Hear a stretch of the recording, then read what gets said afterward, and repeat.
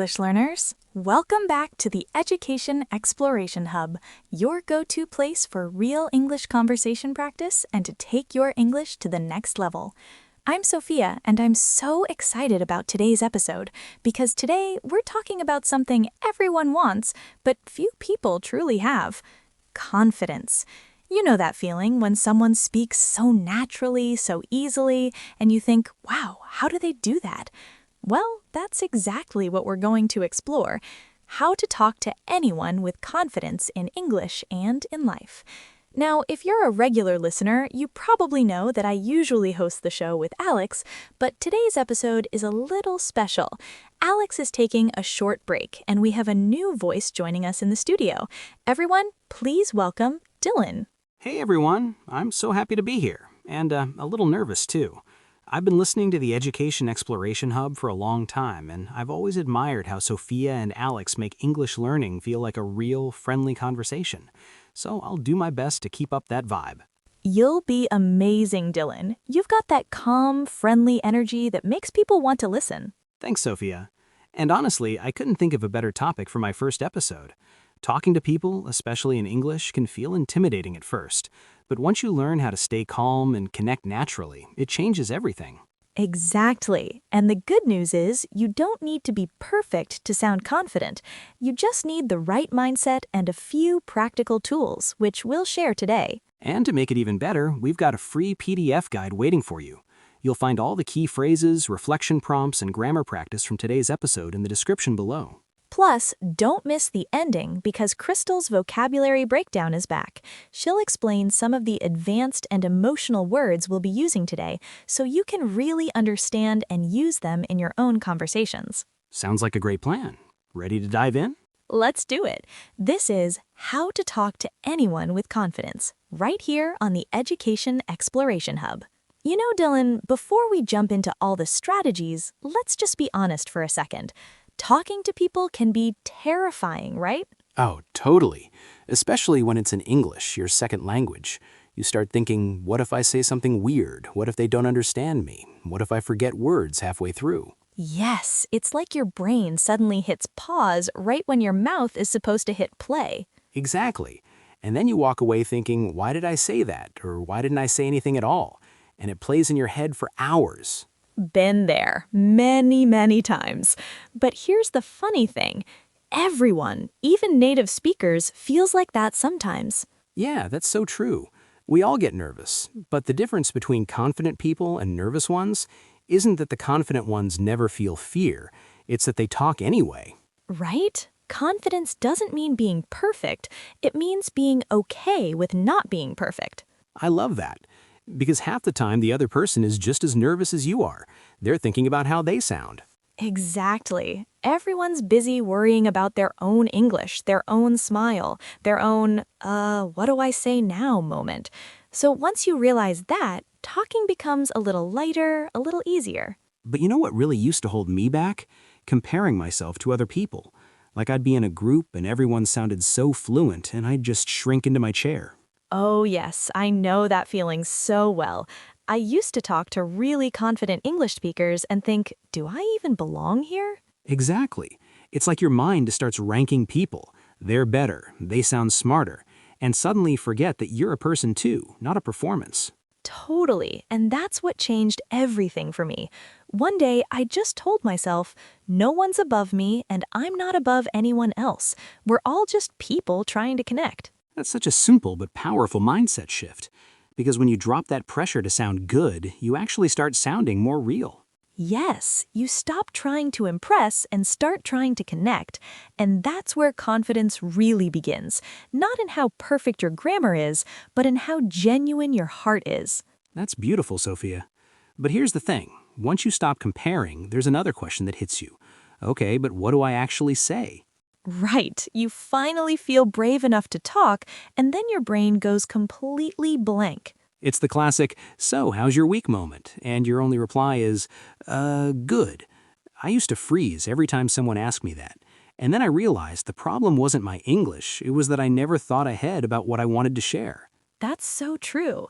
Now, before I go anywhere social, I just do a quick mental check. Like, okay, what's one cool thing that happened this week? Did I try something new? Did I watch something interesting? I do the same.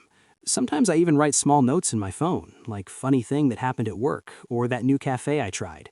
It sounds silly, but it really helps. Not silly at all. That's smart. It's like preparing your conversation toolbox. Just a few small ideas ready in your mind so you're not caught off guard. Exactly. And for our listeners, this is such a helpful skill in English. You don't need big, fancy sentences. Just something like, it's really crowded today, or I love this song. It's small talk, but it opens the door.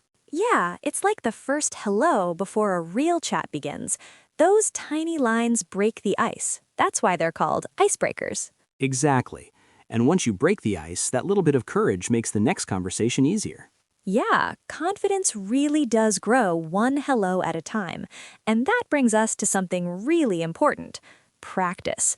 Because honestly, the only way to stop feeling awkward is to go through the awkward. So true. You can't skip that stage. You have to pass through it. When I first started talking to strangers, I felt like my words had training wheels.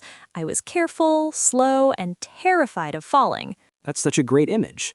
And one day you realize you don't need those training wheels anymore. You just start speaking naturally. The more you practice, the smoother it gets.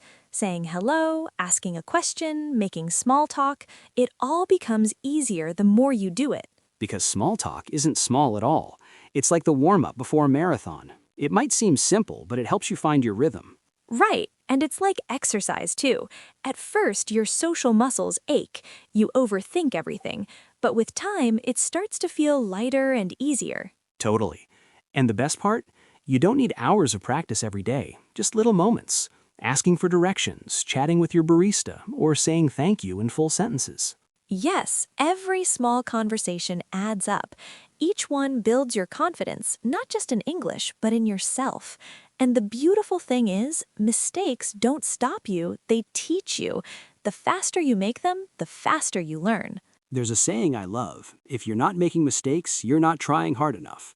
Every slip-up means you're stretching your comfort zone, and that's where growth happens. Exactly. Confidence isn't about never failing, it's about realizing that failure doesn't hurt as much as silence does. So true. And eventually you stop obsessing over grammar and start focusing on meaning. That's when English begins to feel authentic, like it belongs to you. Beautifully said. You stop speaking to impress and start speaking to express. That's real progress. And the funny thing is, what really turned my conversations around wasn't speaking more, it was learning to listen with intent. I love that. Listen with intent. Most people listen just to reply, but real connection starts when you listen to understand. Exactly. When you pay attention, you notice the subtext, the emotions hiding between the words. It's like reading the room, not just the dictionary. That's such a good way to put it, and sometimes mirroring what someone says, like, "So you finally took that trip to Italy," helps build rapport. It shows you care. Yes, and that's what makes conversations flow. You stop trying to fill the silence and start enjoying it. It becomes less of a performance and more of a rhythm. Exactly, and when you do that, people open up. They sense your presence. At that point, fluency isn't just about vocabulary, it's about emotional intelligence. Absolutely. Communication isn't about perfect sentences, it's about shared meaning. The moment you realize that, you stop worrying about sounding smart and start sounding sincere. And that's when English stops being a subject you study and becomes a language you live. That line gives me chills every time. It's true. When English becomes part of how you think, not just what you learn, everything changes. Yeah. And there's one more thing that people rarely talk about: Oh, what's that? knowing when to end a conversation. You can be great at starting one, but sometimes finishing it politely is the real challenge. Yes, we've all been there. That moment when the chat starts going in circles and you're just thinking, okay, how do I get out of this? Exactly. And here's where confidence really shows. You don't have to vanish or make it awkward. Just leave with kindness. Right, something like, "It's been great talking to you. I should get going." Or, "I'm gonna grab a coffee, but it was nice catching up." Simple and friendly. Totally. You're not cutting the person off, you're closing the loop. It leaves a positive final impression. And that's what confident people do. They start conversations with warmth and end them with grace. Well said, Sophia. Because confidence isn't just about talking. It's about knowing when to pause, smile, and walk away with respect. Yes, and if you can do that, start, connect, and end naturally, congratulations, you already know how to talk to anyone with confidence. Well said. And for everyone listening, remember, confidence grows with every real conversation you have. Absolutely. Keep practicing, keep connecting, and keep speaking with confidence. See you in the next episode of the Education Exploration Hub. Your progress doesn't end here. To continue advancing your English skills, click on the next video or explore the additional videos we've thoughtfully selected for you.